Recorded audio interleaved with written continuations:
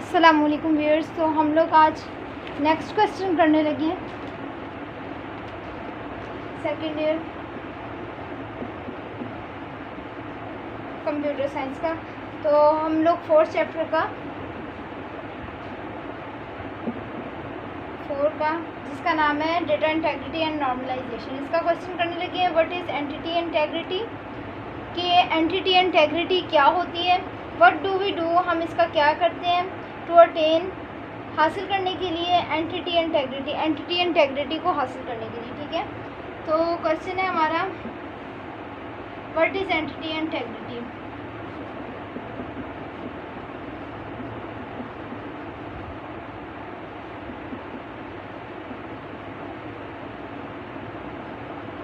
कि entity integrity क्या होती है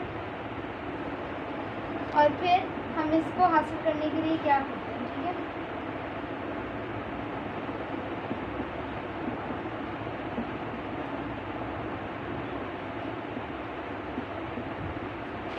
तो एंटिटी इंटेग्रिटी पहले हम देखेंगे क्या होती है।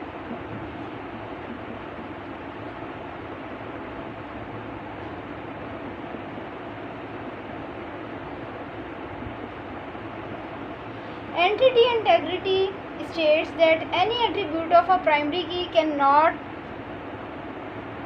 contain a null value। यानी इसका पहला एट्रीब्यूट हमें बताया गया कि इसकी primary key can not contain a null value, यानी प्राइमरी की जो है वो किसी नल वैल्यू पे मुश्तमिल नहीं होनी चाहिए। पहले हमें पता होना चाहिए नल क्या होता है।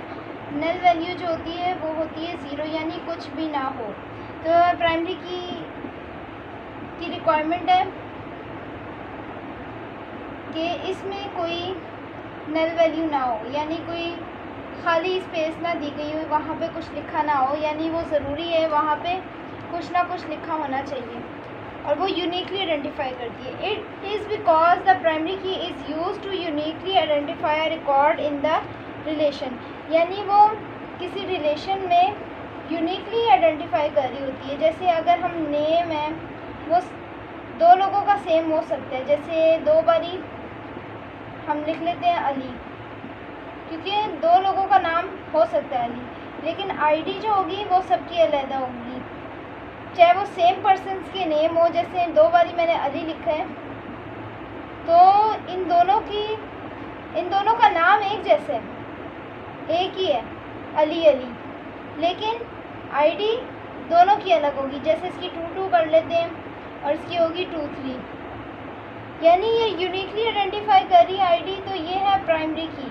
ठीक है। It is not possible to uniquely identify a record in a relation, ये मुमकिन नहीं है कि यूनिकली आइडेंटिफाई कर सकें रिलेशन को रिकॉर्ड के अंदर इफ़ प्राइमरी की कंटेन्स नल वैल्यू। यानी अगर आप देखें, मैं अगर ये 22 मिटा देती हूँ एक अली के आगे की आईडी के नेम के आगे आईडी जो हो आप जहाँ पे लिखी हुई है वहाँ पे मैं उसकी आईडी नंबर ही नहीं लिखती और नीचे वाले अली के सामने आईडी नंबर लिखा हुआ है, तो ये यूनिकली आइडेंटिफाई कैसे कर रही, नहीं कर रही। तो यहाँ पे रिक्वायरमेंट होती है प्राइमरी की कि वो नल वैल्यू ना रखती हो, यानी खाली ना हो, उसको ज़रूर कुछ होना चाहिए। यानी इसकी आईडी नंबर जो है वो कोई ना कोई तो होगी ना, लेकिन आप किसी और उसमें चल जाए, अगर किसी और रिलेशन में देखें, अगर वो ऐसी वैल्यू हो जो रिक्वायरमेंट नहीं रखती कि मतलब आप उससे लिखें या ना लिखें, तो वो प्राइमरी की नहीं हो सकती। यानी प्राइमरी की जो है वो नल वैल्यू नहीं होगी, वहाँ पे ज़रूर लिखा हुआ होगा और वो यूनिकली आइडेंटिफाई कर रही होती है। जैसे इंसान के आईडी है वो यूनिकली उसे आइडेंटिफाई कर रही होती है। अब अटेनिंग, ये हम देखेंगे attaining entity integrity.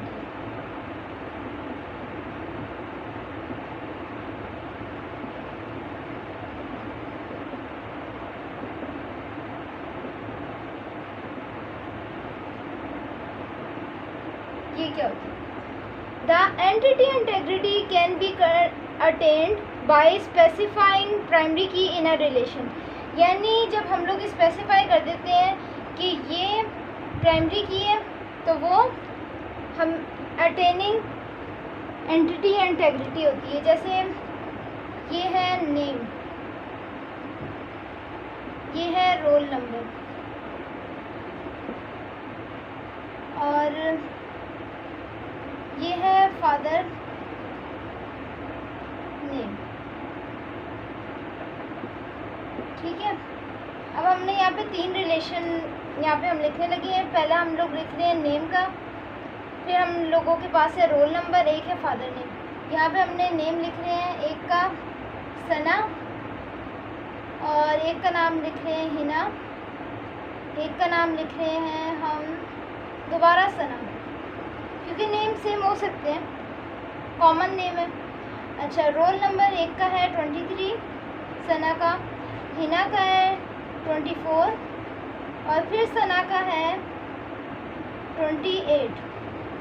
Father name है सना का अली है, सना अली हो गया उसके फादर का नाम। अच्छा, ये दूसरी हिना जो है उसके फादर का नाम है अहमद, और फिर ये जो सना है उसके फादर का नाम है उमर। तो अब हम लोग देखेंगे कि यहाँ पे प्राइमरी की हमने पहले पढ़ा कि प्राइमरी की ऐसी होती है जो नल ना हो और यूनिकली आइडेंटिफाई कर रही हो। अब देखें यहाँ पे तो 2 नाम आ रहे हैं एक जैसे, तो ये प्राइमरी की नहीं हो सकती। यहाँ पे अब हम लोग देखें रोल नंबर 23 है, 24 है, 28, ये सारे अलग अलग ही होते हैं, रोल नंबर एक जैसा किसी का भी नहीं होता। तो ये हमारे पास है प्राइमरी की, क्योंकि यूनिकली आइडेंटिफाई कर रही है हर एक को। फिर फादर नेम देखें, यहाँ पे अली है, अहमद है, उमर है, लेकिन ये फादर नेम जो है वो सेम भी हो सकते हैं, नाम है क्योंकि, लेकिन रोल नंबर जो है वो सबको अलग अलग अलाट किया जाता है, तो इसलिए रोल नंबर जो है वो हमारे पास प्राइमरी की है। तो इसका काम होता है entity integrity, attaining entity integrity का काम होता है कि वो बताए कि इन सब रिलेशंस में कौन सी प्राइमरी की है। तो हमने स्पेसिफाई किया कि रोल नंबर जो है वो हमारे पास प्राइमरी की है। The attribute can not contain null value, यानी वही बात है कि प्राइमरी की कोई आइडेंटिफाई कर रही होती है एंटिटी इंटेग्रिटी, और ये जो है नल वैल्यू पे मुश्तमिल नहीं होनी चाहिए। यानी यहाँ पे अगर मैं एक और नाम लिखती हूँ, सलमान लिख देती हूँ, और यहाँ पे सामने रोल नंबर है, तो यहाँ पे रोल नंबर में मैं कुछ ना लिखूँ तो ऐसा तो हो नहीं सकता, हर एक का रोल नंबर होता है, तो ऐसा होगा नहीं कि नल वैल्यू हो, यानी खाली स्पेस छोड़ दूँ, तो ये नहीं होगा। यही बात कर रहे हैं कि वो प्राइमरी की जो है वो नल वैल्यू पे मुश्तमिल नहीं होनी चाहिए, यानी इसको खाली नहीं होना चाहिए, इसके अंदर ज़रूर कोई होना चाहिए नंबर रोल नंबर के अंदर, ठीक है।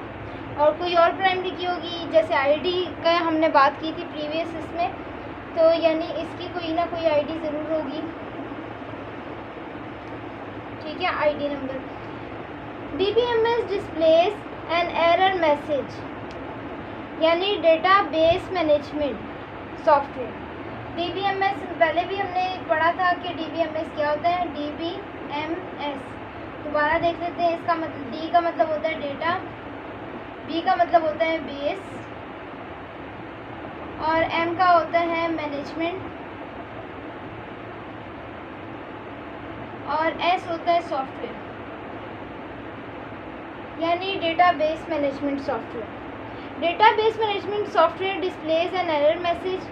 डेटाबेस मैनेजमेंट सॉफ्टवेयर क्या करता है, डिस्प्ले करता है एरर मैसेज को, कि यानी कोई ख़राबी है, कोई मसला आ रहा है। If the user attempts to save a record without specifying a valid value in the primary key attribute, यानी अगर ये जैसे मैंने सुरमान लिखा था, इसके आगे अगर मैंने अगर रोल नंबर लिखूँगी तो एरर जनरेट हो जाएगा, क्योंकि प्राइमरी की की रिक्वायरमेंट होती है कि वो यूनिकली आइडेंटिफाई कर रही होती है और वो नल वैल्यू पे कंटेन नहीं हो सकती, यानी खाली स्पेस हो वहाँ पे, ऐसा नहीं हो सकता।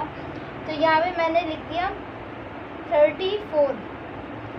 तो अब जो है क्या होगा, जब मैंने यहाँ पे लिख दिया 34 तो ये नल वैल्यू तो रही नहीं, यानी खाली तो मैंने छोड़ा नहीं है, तो फिर एरर जनरेट नहीं होगा। लेकिन अगर मैंने यहाँ पे 34 ना लिखती तो यहाँ पे एरर जनरेट हो जाता। तो ये हमारा क्वेश्चन ख़त्म होता है। अगर आपको कुछ भी इसमें से समझ ना आया हो तो आप कमेंट में पूछ सकते हैं। बहुत शुक्रिया। अल्लाह हाफिज़।